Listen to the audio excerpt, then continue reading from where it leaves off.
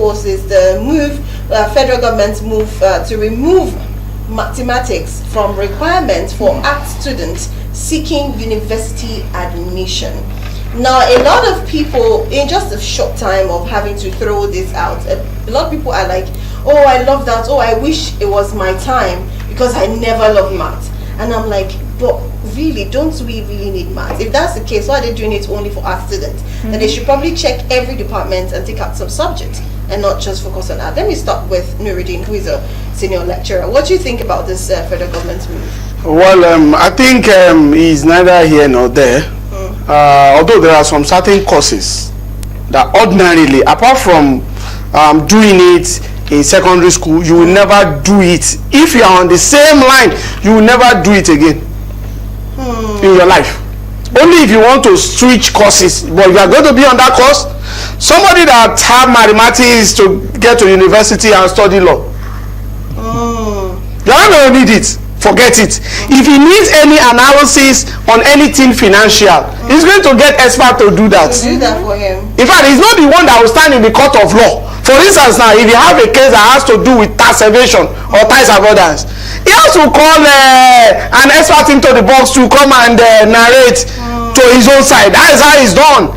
For somebody that's studying mass communication, that does not mean that rudimentary in secondary school they will not do math. That is not what the policy is talking about. They will do math, but it's not going to be a prerequisite for them getting admission into university. But they are going to do it because every knowledge is very, very important. If all these Islamic religious knowledge, Christian religious knowledge, Yoruba language, they have where they feel in our daily activities moving forward, and they enlarge our scope. But one thing that I discovered is that a lot of our curriculum, especially in secondary school, even in university, thank God that the one or tertiary institution, they are now doing it. But the way they are doing it, they are also killing some certain things.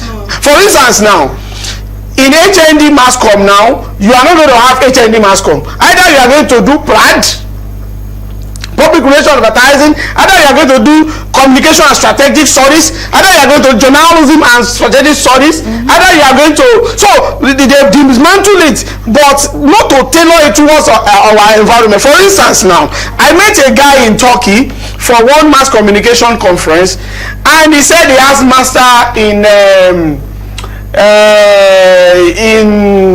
what's the name of this course? This course is a course that if you attended Polytechnic, you are going to do it 6 times before you graduate. Let's say HND graduate, you are going to do it 6 times. Critical writing, yes. Yes, critical writing. He said in master's level, he said he did only 4 practical and 2 theory, 6 courses for all the presentation for that 3 years, and he has his masters. But here, if you went to through HND, you are going to have it, you have done it for 6 times. If you have to do PhD 1, then if you have to do masters here, at least 2 or 3 times, making it about 10 times. That particular course alone is what somebody is doing masters on, and is only doing like 6 courses. But here they will patch like 12, 13 for you. In fact, those people in colleges of education, those one I pity them. They can have 19 courses for a particular semester. So I think the way we started with the one of mathematics, let us look into the curriculum, those ones that are not necessary, those ones that we're supposed to focus more on it. For somebody doing sciences now, there is no way it's going to run for marks.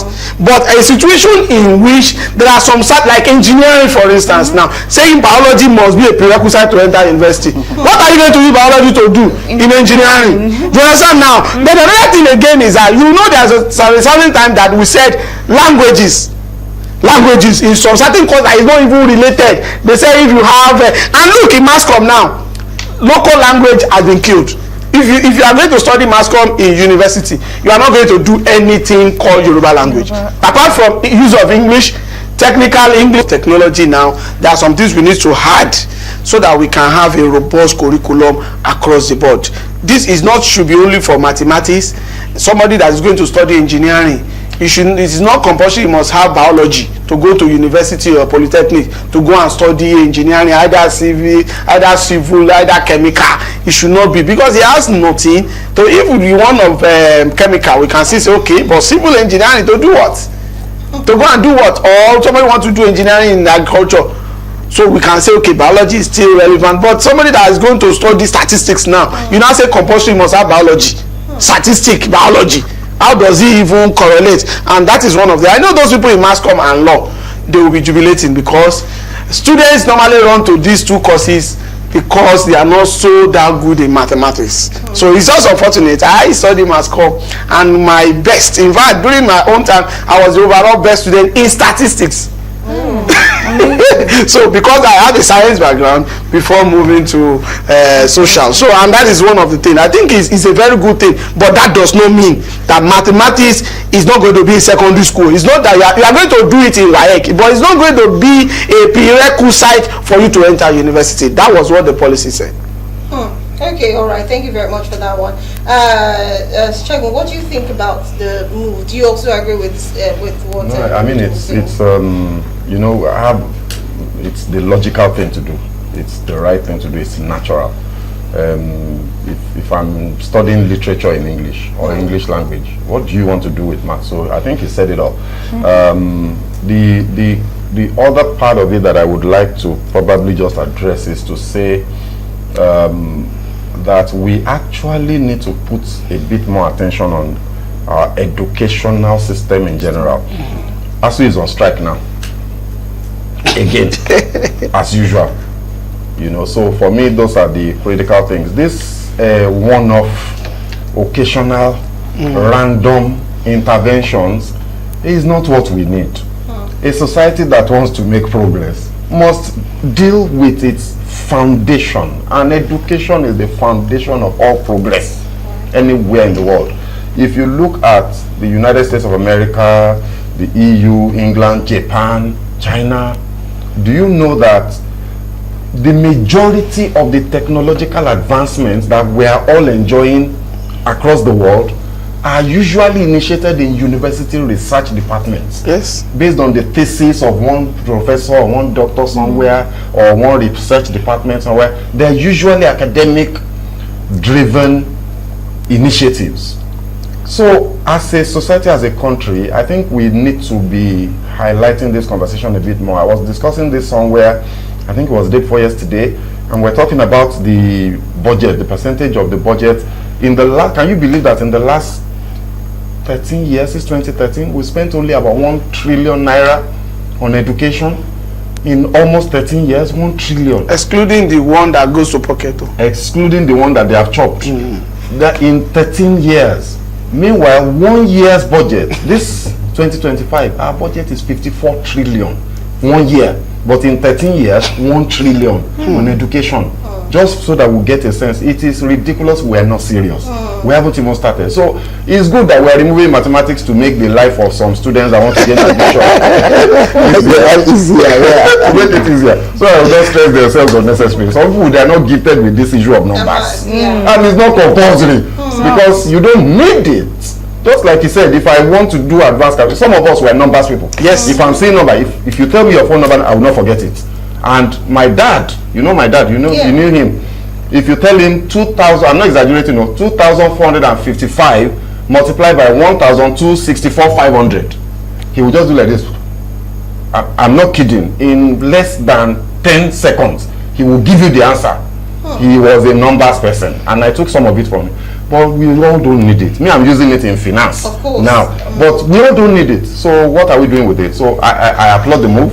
But I think that I am still waiting to see more holistic approach, more deliberate developmental approach to the question of education. Not this one that one minister somewhere, one director somewhere will just wake up and say, oh, let's remove this one. Oh, let's add history. Oh, let's... that's not how progress is made. We have to be meticulous. We have to be deliberate. There must be thinking and planning to everything that we're doing in that sector. That's it for me. Thank you very much. Okay, Chris. All right, for a start, let me say it's a massive move, and then it's something that should be celebrated. So I will give them a big thumbs up, all right, because like Mr. Segun said, it's making life going to make life easier for a lot of people. But let me start from here. See, for me, I think for an outside guy, the Minister of Education, it's like 1-1. It's like just one coming up good to equalize for a very bad one with JAMB. because my son was a casualty of that. You know, we said on this table here about the English thing, and thank God they reversed it and it passed. It passes English, I mean, it's WAEC and it's JAMB. Guess what? He could not get admission because it's just 3 days behind the 16-year-old threshold. They said September 30th. So he became 16 October 3rd. So 3 days, Jabo.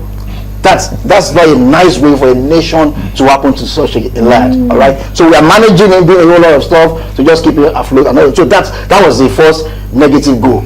So this is an equalizer. All right. So we say a good one. And then the thing about mathematics is like from classroom you're finding X. You leave class, you leave school, you come to true life, you are still looking for X. Where is X day now? So it's a whole lot of good news that the wahala of X is off it now. We're not looking for X, we're not looking for Y. So the law student can go in, mass student can go in, not looking for Y. But you see, the truth is this: making mathematics compulsory for admission has made life very difficult for a lot of intelligent students. You want to go into law, you're looking for mathematics. Why? It was like it was not a logical thing in the first place. So thank God for the revival now, and things can happen. So it's freedom for art students. Maybe social science you start loading, you start reviewing, and then also like our guy generally said, engineering student biology does not tally. Yes, we should have an overall, holistic approach to it. Sit down with practical, like in Japan, like in China. You do course related to what you are going for, and then if you want to do other whatever, maybe at your choice for not education, knowledge is lost. But you don't make it compulsory. You don't make it a prerequisite. It is wrong. We should be intentional with what we do. So just be a practical thing. To exactly know exactly what we want to do, and then stop this nonsense. But I also say this because I had issue with mathematics, going over primary school and all of that. Of course, I've always been an art person. I started following Wole Soyinka way back 1986 and all that. So that has been my line, communication, mass communication, and all of that. But when the mathematics while I came, it was a devil. So when I saw mathematics was staining my sheet, whatever, so I had to give in everything. But eventually I fell in love with it. But I fell in love with it now. I'm very good at mathematics now, but what I noticed about mathematics is stretch your thinking psyche and all of that. It helps in that way. But for those that struggle with mathematics, some will say they don't have head for mathematics. All right, fine. But now you can have your head now because maths is off the way. So it's a good news. It's a good news. All right. It's a good news from all of our guest analysts here today.